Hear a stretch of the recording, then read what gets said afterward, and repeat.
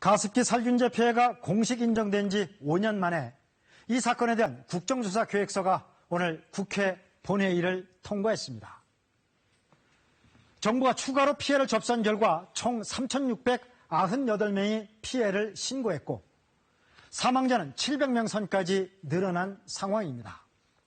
내일부터 10월 4일까지 90일간 진행될 국정조사에서는 정부와 업체의 책임 소재를 규명하고 피해 구제책 등을 마련하게 됩니다.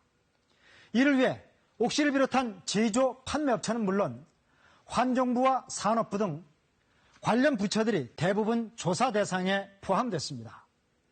국정조사에서 밝혀내야 할 사실과 핵심 쟁점을 변진석 기자가 짚어봤습니다.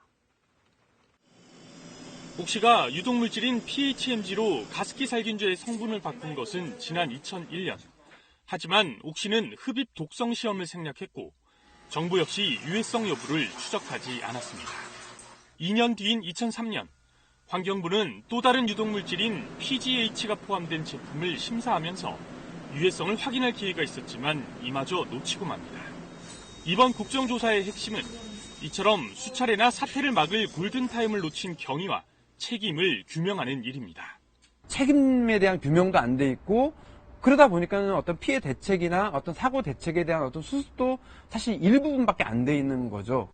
기업들이 사전에 유해성을 알고 제품을 출시했는지도 반드시 규명해야 할 대목입니다.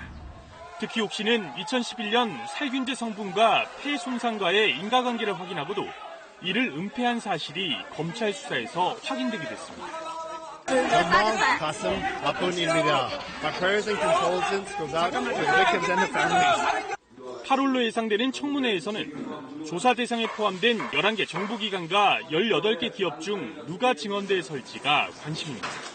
이번에야말로 여야를 가리지 않고 국민의 아픔을 안아주고 눈물을 닦아줄 수 있는 국정조사가 될 수 있도록 여야 모두 조사 시점에 제한을 두지 않는다는 방침이지만 현 정부와 이전 정부 간의 책임 공방도 치열할 것으로 예상됩니다.